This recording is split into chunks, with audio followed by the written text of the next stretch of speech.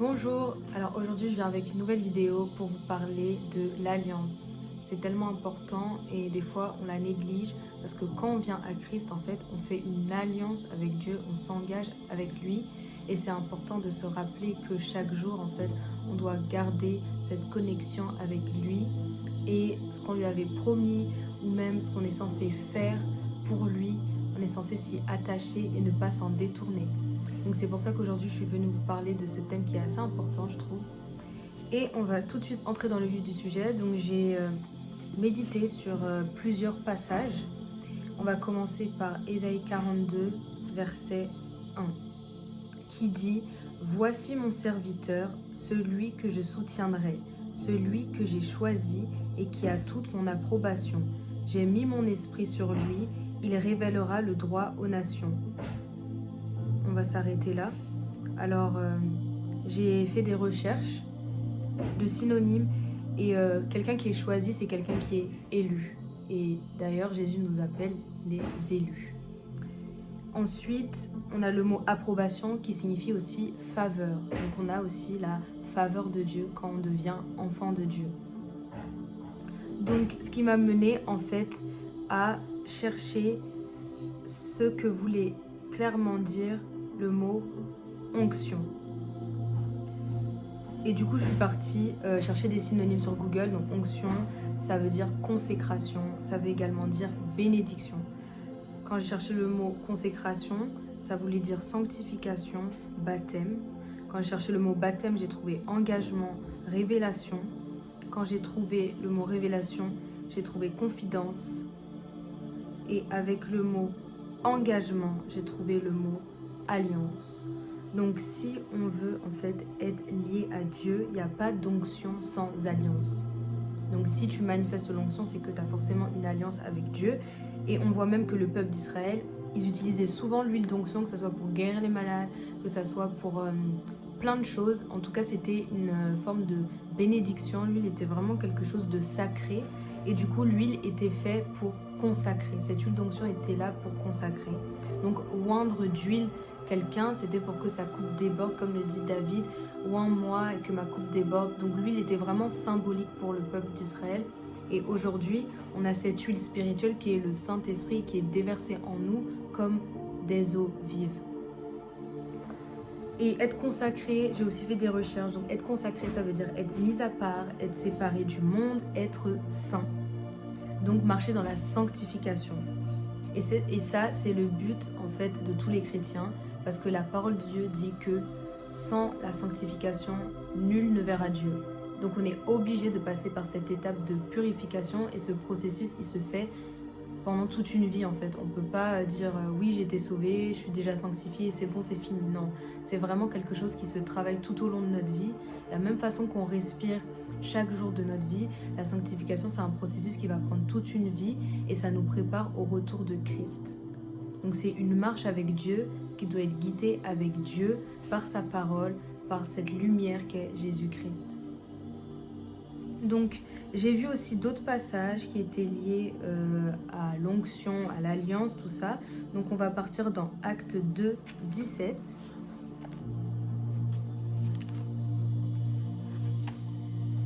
Alors, Acte 2, 17.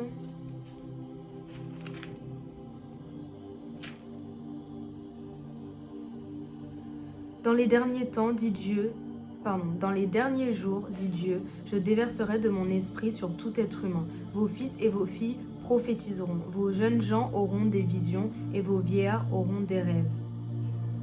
Oui, sur mes serviteurs et sur mes servantes, durant ces jours-là, je déverserai de mon esprit et ils prophétiseront. Je ferai des prodiges en haut dans le ciel et des signes miraculeux en bas sur la terre, du sang, du feu et une vapeur de fumée. Le soleil se changera en ténèbres et la lune en sang avant l'arrivée du jour du Seigneur, de ce jour grand et glorieux. Alors toute personne qui fera appel au nom du Seigneur sera sauvée. Amen. Donc ce passage, il nous parle bien de Dieu qui déverse de son esprit sur tout être humain, donc sur toute chair, et qui parle de prophétiser, d'avoir des visions, d'avoir des rêves, de vivre des miracles, des signes et des prodiges.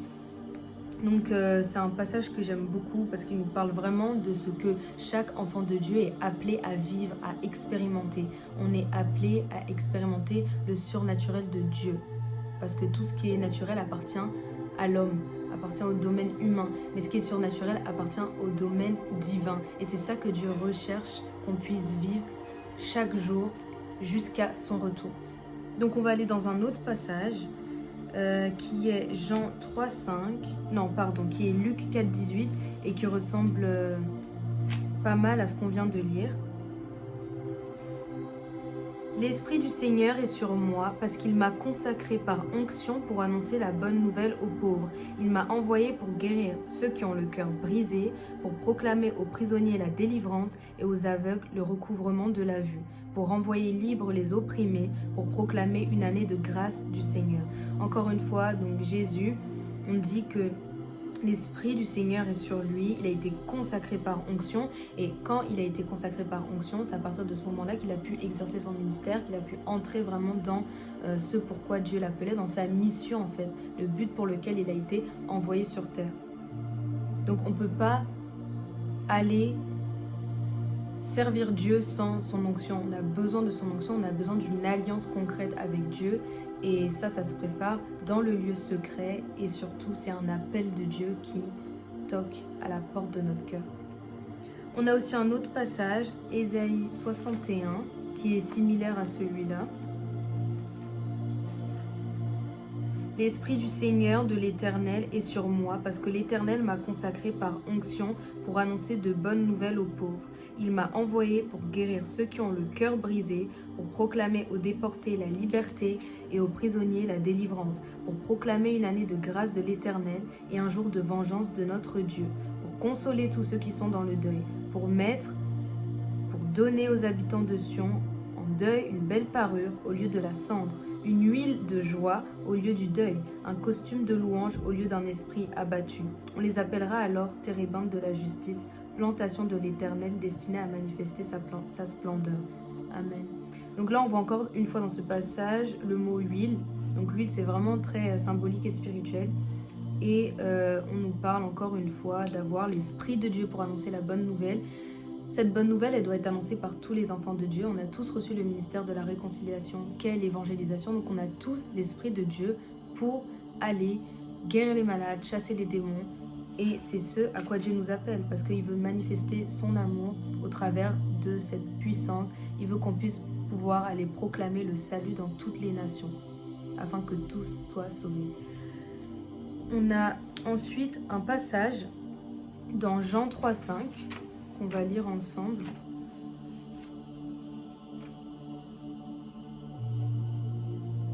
En vérité, je te le dis, à moins de naître d'eau et d'esprit, on ne peut entrer dans le royaume de Dieu. Ce qui est né de parents humains est humain, et ce qui est né de l'esprit est esprit. Ne t'étonne pas que je t'ai dit, il faut que vous naissiez de nouveau. Le vent souffle où il veut et tu entends le bruit, mais tu ne sais pas d'où il vient, ni où il va. C'est aussi le cas de toute personne qui est née de l'esprit. Donc là, on nous parle encore de l'esprit de Dieu qui doit venir en nous, et ça se déclenche par la nouvelle naissance que Dieu nous donne quand on l'accepte comme Seigneur et Sauveur, qu'on s'est repenti de nos péchés et qu'on a vraiment décidé de le suivre et de porter notre croix. Il fait une œuvre en nous intérieure, dans notre cœur, et c'est ça qui va nous permettre en fait de pouvoir vivre pour lui. Et ça, c'est pas quelque chose qui vient de la volonté humaine, de la chair, mais ça vient vraiment de Dieu, parce que Dieu nous appelle, et quand il nous appelle, il nous équipe également avec des dons, des talents, toutes sortes de choses qu'on est censé découvrir dans l'intimité, ou des fois il passera aussi par le biais d'autres personnes pour pouvoir nous révéler certaines choses à propos de nous. Mais premièrement, moi j'insiste toujours sur la relation personnelle pour qu'on puisse vraiment savoir nous-mêmes qui nous sommes, qu'est-ce que Dieu a mis en nous, et pouvoir savoir comment marcher, dans quelle direction aller. Et bien sûr, Dieu nous aidera à faire ça. On a ensuite un autre passage. Et avant de passer à ce passage, j'aimerais parler vraiment de ce caractère que Dieu nous donne au travers de son esprit. Quand Dieu a déversé son esprit en nous, qu'on l'a accepté comme Seigneur et Sauveur, vraiment c'est une beauté que Dieu nous a donnée, c'est un amour que Dieu nous a donné, et c'est vraiment spirituel et ça dépasse toute chose qui peut être sur cette terre.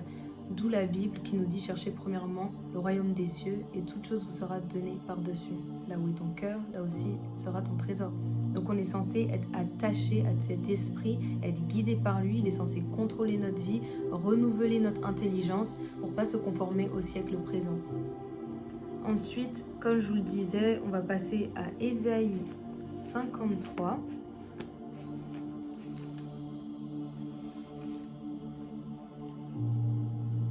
Qui a cru à notre prédication?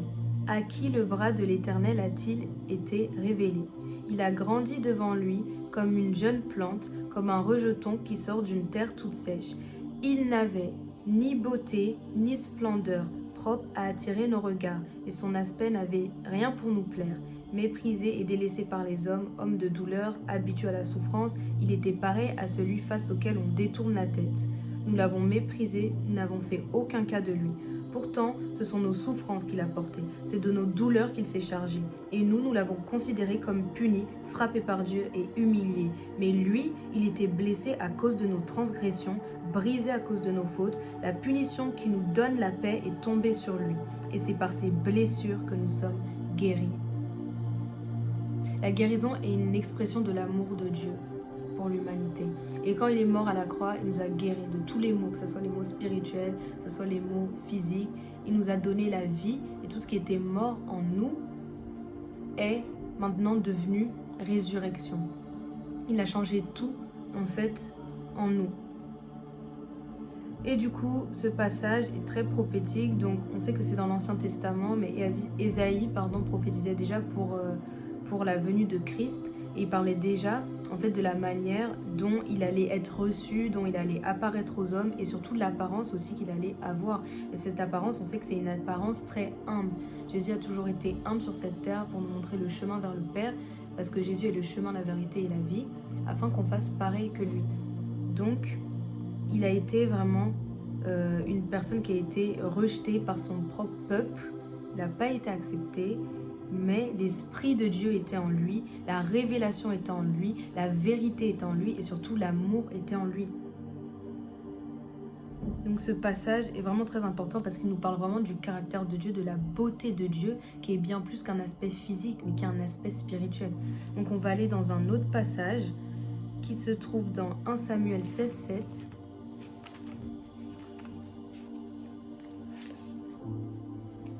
Ne prête pas attention à son apparence et à sa grande taille, car je l'ai rejeté. En effet, l'Éternel n'a pas le même regard que l'homme. L'homme regarde à ce qui frappe les yeux, mais l'Éternel regarde au cœur. C'est ce dernier passage qui m'intéresse. L'homme regarde à ce qui frappe les yeux, donc à l'apparence, mais Dieu, il regarde au cœur, à l'intérieur. Et c'est ce cœur qu'avait Dieu qui était beau. C'est ce cœur d'amour qui était beau. Il avait une beauté intérieure qui se reflétait à l'extérieur par son amour pour les autres. L'amour, c'est la beauté véritable. Et c'est ce à quoi Dieu nous appelle. Donc pour terminer, je voudrais juste nous encourager et nous dire à nous tous que on ne peut pas aller au paradis sans l'Esprit de Dieu. Donc on doit vraiment cultiver cette intimité avec le Saint-Esprit, même si on l'a déjà en nous, qu'il est ancré en nous, le Saint-Esprit, on doit demeurer dans la parole de Dieu. Et Dieu demeure également en nous de cette façon.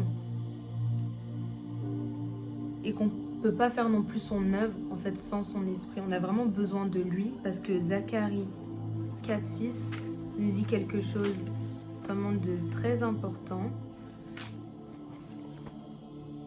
Ce n'est ni par la puissance ni par la force, mais c'est par mon esprit, dit l'Éternel, le maître de l'univers.